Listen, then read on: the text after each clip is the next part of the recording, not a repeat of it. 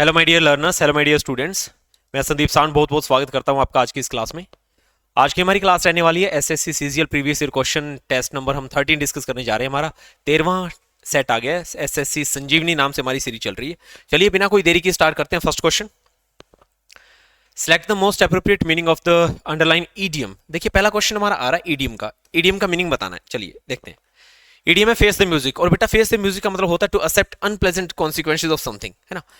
Face the music होता है कोई डांट फटकार का सामना करना पड़ जाए आपको, ठीक है, वो होता है फेस द म्यूजिक। जैसे after several years of cheating on his PhD work the candidates finally had to face the music and lose the opportunity, है ना। तो वो काम अच्छे से नहीं कर रहे थे पीएचडी का, तो उन्हें फेस द म्यूजिक करना पड़ा। मींस टू से उन्हें अनप्लेजेंटेड कॉन्सिक्वेंसेज को कॉन्फ्रंट करना पड़ा, फेस करना पड़ा। तो मतलब मुश्किल हालातों को फेस करना, है ना, वो होता है फेस द म्यूजिक, ठीक है। अनप्लेजेंट कॉन्सिक्वेंसेज को एक्सेप्ट करना। Second, select the most appropriate option to fill in the blank. देखिए फिलर बताना है कौन सा। Sunil can't dash a trip to the US now because he has already spent a lot of for completion of his house। देखो उसने बहुत ज्यादा पैसा अपने घर को कंप्लीट करवाने में क्या कर दिया है, स्पेंड कर दिया है। तो सुनील अभी यूएस की ट्रिप को अफोर्ड नहीं कर पाएगा। सेकंड, ठीक है ना, कांट अफोर्ड। थर्ड क्वेश्चन है, सब्स्टिट्यूट करना है अंडरलाइन सेगमेंट के अंदर मोस्ट अप्रोप्रिएट ऑप्शन। देख तो कौन सा भाई। He was not able to adopt himself to the new environment। देखो वो अपने आप को नए environment के अकॉर्डिंग ढाल नहीं पा रहा था, अपने आप को अनुकूल नहीं बना पा रहा था। और ढालना अनुकूल बनाना होता है ADAPT, अडेप्ट होता है। उसका मतलब क्या होता है, अडेप्ट होता है। तो ADEPT से निपुण कहा जाता है, अडोप्ट नहीं होगा। ये आपका स्किलफुल के लिए आता है, ये भी नहीं होगा, ये आएगा ADAPT। तो fourth is the right answer, ठीक है ना। तो वो एबल नहीं था अपने आप को अडेप्ट कर सके न्यू इन्वायरमेंट के according. Rearrange the parts of sentence in correct order. Correct order में आपको रीअरेंज करना है। देखो ये पी क्यू आर एस का क्वेश्चन है। ये पी हो गया, ये क्यू हो गया, ये आर हो गया, ये एस हो गया, ठीक है। NFTs are, NFTs are. Are के बाद क्या क्या चीज आ सकती है, एक वर्ब की आईएनजी फॉर्म टेकिंग आ सकती है। आर के बाद एंड नहीं आ सकता, क्यू से लाइन स्टार्ट नहीं होगी। और एक और चीज है, क्यू लास्ट में भी नहीं आ सकता। पढ़ के देखो, and are better known for recently, क्यू लास्ट में नहीं आ सकता, कैंसिल। अब बेटा यहाँ पे एक वर्ड नोन एज और एक वर्ड नोन फॉर, बीच में कंजंक्शन है एंड। कौन है एंड? इसने कहा online ledgers known as blockchains and are better known for recently. देखो known for and known as, known as के बाद में एक कंजंक्शन आएगा एंड, और फिर आएगा नोन फॉर। इसका मतलब नोन एज वाली लाइन पहले आएगी, मतलब एस पहले आएगा, उसके बाद में नोन फॉर वाली जुड़ेगी एंड से। कौन सी? क्यू। तो एस के बाद बेटा क्यू आना चाहिए, और एस के बाद क्यू कितनों में आ रहा देख लो। इसमें एस लास्ट में, कैंसिल। इसमें क्यू एस आ रहा है, मुझे एस क्यू चाहिए, कैंसिल। एस क्यू ये रहा। First is the right answer, first is the right answer. पता कैसे किया? नॉन फॉर और नॉन एज से हमने इसका पता किया, ठीक है जी। इनकरेक्टली स्पेल्ड वर्ड बताना जिसकी स्पेलिंग क्या है, गलत है। इम्प्रैक्टिकल, प्रैक्टिकल की स्पेलिंग गलत है। इम्प्रैक्टिकल ये होता है, ये होता है इम्प्रैक्टिकल, तो इसकी स्पेलिंग रॉन्ग है। बाकी सही सही है, परमिटिव सही है, रूडिमेंट्री सही है, एंड फ्लोलेस भी आपका क्या है, सही है। इसमें क्या बताना है? नो एरर, मतलब किसी न किसी पार्ट में क्या है, स्पेलिंग एरर है, कंटेन स्पेलिंग एरर, ठीक है। स्पेलिंग एरर आपको बतानी है। देखो भाई एनोनिमस की स्पेलिंग ये होती है, एनोनिमस, है ना। सिनोनियम्स एंटोनियम सुने होंगे ना, एनोनिमस वही होता है ना, सीक्रेट नेम होता है, कोई गुप्त नाम होता है, ठीक है। तो इसकी स्पेलिंग थर्ड वाली सही आएगी, ये स्पेलिंग गलत है यहाँ पे। Next question, part of the following sentences have been underline given as option, select the option that contains an error. ऐसा ऑप्शन सेलेक्ट करना जिसके अंदर एरर हो। देखो I told Rahu, on wait नहीं, to wait. I told Rahu to wait for 2 hours at the bus stand। तो यहां पे on की जगह 2 आएगा, फोर्थ रॉन्ग है हमारा, है ना। on की जगह 2 आएगा। 8th क्वेश्चन, मोस्ट अप्रोप्रिएट क्या बताना है, सिनोनिम्स बताना है। सिनोनिम्स बताओ भाई। देखो किसका, अंडरलाइन वर्ड का अपेक्स। बेटा अपेक्स का मतलब होता है क्लाइमैक्स, ठीक है। Supreme, supreme court, apex court, है ना। पिनेकल, जीनत, ठीक है ना, मतलब बहुत ज्यादा। पीक, पीक वर्ड हो गया जैसे, तो अपेक्स का मतलब होता है पीक। सिनोनिम्स क्या बनेगा, पिनेकल बनेगा। क्या बनेगा, pinnacle. Select the correct indirect form of the given sentence. Indirect form बतानी है। क्या बतानी है? इनडायरेक्ट फॉर्म बतानी है। तो देखो भी, तो इसका मतलब डायरेक्ट फॉर्म इसने दी हुई है, इनडायरेक्ट बतानी है। तो मीना आस हर मदर, ठीक है जी, मीना आस हर मदर। देखो बात पास्ट की है ना, विल किसमें कन्वर्ट होगा, वुड में। पहले तो चेक कर लो विल का वुड कहां पे बना हुआ है। यहाँ पे कैन है, रॉन्ग। यहाँ पे वुड है, हो सकता है सही, ये भी सही हो सकता है, ये कैंसिल, विल आ गया। अब 2 बचे। अब देखो सवाल पूछा जाता है तो या तो इफ का यूज किया जाता है या वेदर का यूज किया जाता है। इफ और वेदर दोनों एक साथ नहीं आते, एक साथ नहीं आते तो ये वाला भी कैंसिल। कौन सा बचा? सी। आंसर आ गया, Meena's mother asked her whether she would assist her to pack their belongings. Okay. Contains the error from the given option if you don't find any error. अच्छा एरर बतानी है। देखो Huda lived in the southern part of Germany आएगा, ये वाला O double F नहीं आता, ये स्विच ऑफ स्विच ऑन का होता है, ठीक है। तो ओ एफ सिंगल, ये एफ नहीं आएगा इसमें, अकेला ओ एफ आएगा, तो इसमें एरर है, ठीक है ना। Of Germany.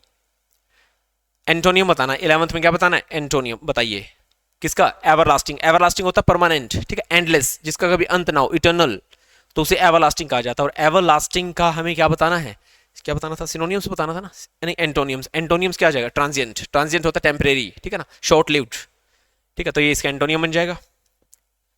Correct active form of the given sentence, active voice बनाना है किसका, इसका, ये पैसिव बना हुआ है, our machine is shipped to 10 different countries, तो इसका एक्टिव बनाना हमें, we ship our machine to 10 different countries, fourth है ना। प्रेजेंट इंडेफिनिट टेंस है, इज एम आर के बाद वर्ब की थर्ड फॉर्म आ जाएगी, और जब बी के साथ V3 आता तो क्या बनता है, पैसिव वॉइस, एक्टिव ये बनेगा, we ship our machine to 10 different countries, मतलब our machine is ship to 10 different countries. Select the correct passive voice, passive form बनानी है। देखो, citizens have chosen that man as their leader, अच्छा citizens ने उस आदमी को अपना लीडर चुन लिया है, that man has been chosen, that man has been chosen, देखो that man has been chosen by citizens as their leader, सही है। सेकंड क्या बताना है, select the word segments that substitute the bracket words, चलिए देखते हैं। नीदर द टीचर्स, नीदर का पेड़ बेटा नोर से बनता है, किससे बनता है, नोर से, तो इधर से नहीं बनेगा, और से नहीं बनेगा, नोर से बनेगा। Neither the teacher nor the principal, उसके बाद में क्या आएगी, सिंगुलर वर्ब आएगी ना, तो प्रिंसिपल सिंगुलर है तो क्या आएगा, लाइक्स आएगा, ठीक है, ये नहीं होगा। Fourth is the right answer. Select the most appropriate antonym of the word, antonym बताना है हमें। The head coach got surprised with the level of enthusiasm, अरे किसका बताना था, ऑफ द गिवन वर्ड, अच्छा इसका बताना है। एक्विजिशन का मतलब, देखिए एक्विजिशन का मतलब होता है चीजों को एक्वायर कर लेना, इन्वायरमेंट से चीजों को ग्रैब कर लेना, ठीक है, ग्रहण कर लेना अपने अंदर, ठीक है ना, मैं बोल दूं कि इनहेरेंट कर लेना, ठीक है, इंस्ट्रिक्ट कर लेना चीजों को अपने अंदर, तो एक्विजिशन का हमें क्या बताना पड़ सकता है जी, एंटोनियम बताना है। तो एंटोनियम का मतलब लॉस है ना, खो देना। एक एक्विजिशन कर लिया, चीजों को अपने अंदर संभाल लिया, ग्रैंड कर लिया, कब्जा कर लिया, ग्रैब कर लिया चीजों को, एक लॉस मतलब नुकसान हो गया, ठीक है, जाने दिया। एप्रोप्रिएट सिनोनियम बताना है। सिनोनियम्स देखो भाई, किसका बताना है, हुंडविक, बेटा धोखा देना होता है, काफी बार मैंने वो कैप की क्लासेस में पढ़ाया है, रॉबिन हुड है ना, धोखा देकर के जीता था, तो धोखा देना। सिनोनियम्स डिसीव, क्या गया, डिसीव आंसर आ गया। Next, select that can be use as a one word substitution, one word substitution बताना है। देखो, वन हु लव्स ह्यूमैनिटी और बिलीव्स इन यूनिवर्सल ब्रदरहुड, एक ऐसा बंदा जो मानव जाति से प्रेम करता है उसे फिलेंथ्रोपिस्ट कहा जाता है, क्या कहा जाता है, फिलेंथ्रोपिस्ट है ना, इसे जनहितैषी भी कहते हैं, जो वेलफेयर के लिए, ह्यूमन वेलफेयर के लिए सोचता है ना। और MIS जो वर्ड होता है ना, ये नेगेटिव होता है, ठीक है जी। Out of 4 select the most logical order of the sentence, है ना, PQRS का क्वेश्चन आ गया, लॉजिकल ऑर्डर बताना है। देखो, ये रहा P, ये रहा Q, ये रहा R, ये रहा S, ठीक है। I had my own crib in the bedroom next to our parents room, next to our parents room, हमारे पेरेंट्स रूम से आगे, कहां पे जिक्र है पेरेंट्स रूम का, देखो एक बार। When Annie would cry out, I would climb up. Annie awoke hungry at 2:30 AM each morning. अच्छा, हर रोज ऐसा होता है, ठीक है जी। For the first few months, अच्छा देखो, for the first few months, कुछ पहले वाले महीने, Annie slept in a crib by our parents' bed. अच्छा, कुछ महीने तक वो हमारे पेरेंट्स के पास ही सोती थी, है ना, क्रीब का मतलब होता है पालना।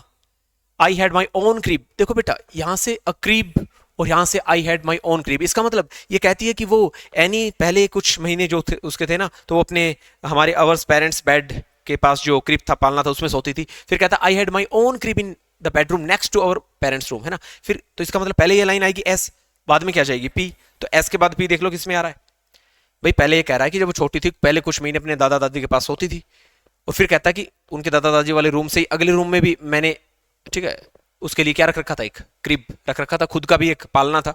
तो एस, एस के बाद क्या आएगा पी, पहले यहां पे जिक्र हुआ अक्रीब, ठीक है, फिर कहती मेरा खुद का भी था, तो पी, एस के बाद पी इसमें है, इसमें एस के बाद क्या हुआ, रॉन्ग, एस लास्ट में wrong, S P right, S P इसमें भी है, लेकिन अब डिसाइड करना होगा कि लाइन फर्स्ट कौन सी बनेगी, ठीक है, लाइन फर्स्ट कौन सी बनेगी, डिसाइड करो।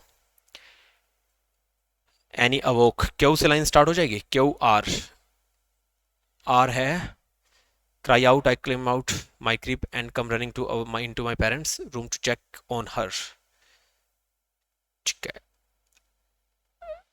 ठीक है, तो पहले आपसे जिक्र होगा ना, पहले कुछ महीने एस से लाइन स्टार्ट होगी जी, एस से लाइन स्टार्ट होगी, ठीक है। तो एस पी फिर आएगा क्यों, वो हर रोज उठती थी है ना, फिर क्या जाएगा आर आ जाएगा, क्या जाएगा आर आ जाएगा, ठीक है जी। क्योंकि यहाँ पे क्रिप जो होगा मेरे पेरेंट्स का, फिर उसके बाद का ना, तो एस पी क्यों हुआ है ना, पहले यहाँ से लाइन स्टार्ट करोगे आप एस से, ठीक है ना। पहले कुछ महीने ऐसा हुआ, फिर ऐसा हुआ, फिर एनी उठ जाया करती थी, when any would cry out, ठीक है, I climb out to my parents crib, है ना। तो मेरी क्रिप की तरफ भागती थी और फिर मैं मेरे पेरेंट्स वाले क्रिप की तरफ भागती थी। तो आंसर डी बनेगा फोर्थ।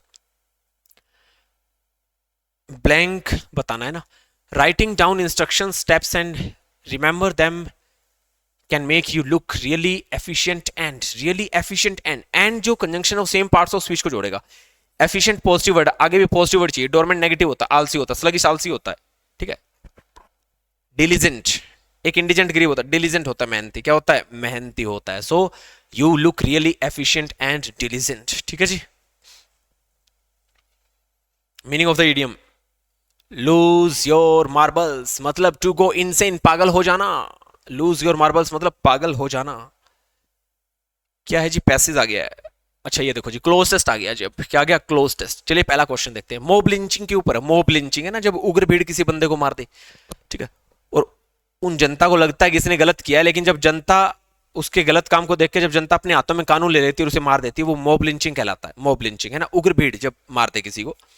तो mob lynching is the act of a group of people murdering a person, मतलब ग्रुप ऑफ पीपल होता है जो एक आदमी का कत्ल कर देता है without due process of law, है ना, बिना किसी कानून की ड्यू प्रोसेस के, फॉर एन डैश इन्फ्रैक्शन। देखिए इन्फ्रैक्शन का मतलब वायलेंस होता है,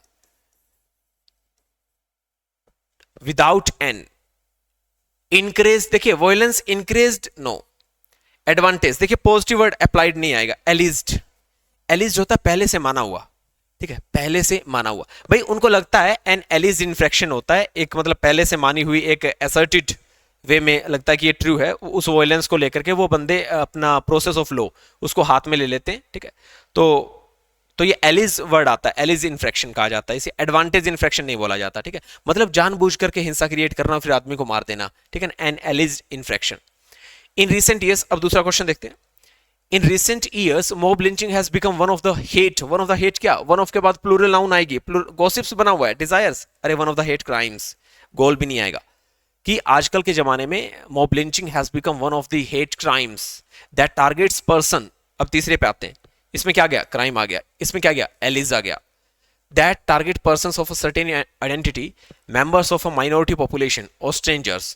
मतलब इसके अंदर कुछ खास आइडेंटिटी वाले मेंबर आते हैं, माइनॉरिटी पॉपुलेशन आ जाती है, स्ट्रेंजर्स के ऊपर हमला हो जाता है on the basis of a mayor. किसके आधार पे हमला होता है? शक के आधार पे। बस सिर्फ कुछ 5-7 लोगों ने बोल दिया ना कि ये सुबह से गली में इसने 2 चक्कर लगा लिए, ठीक है, मतलब गलत है, मार दो इसे। तो मतलब लोग 5-7 लोग ऐसी धारणा बना देते हैं, ऐसा मिसकॉन्सेप्शन क्रिएट कर देते हैं इलाके में कि इलाके वाले 50-60 बंदों को लगता है कि ये बंदा गलत है, और फिर उसके साथ लग के उसे मार देते हैं, ठीक है।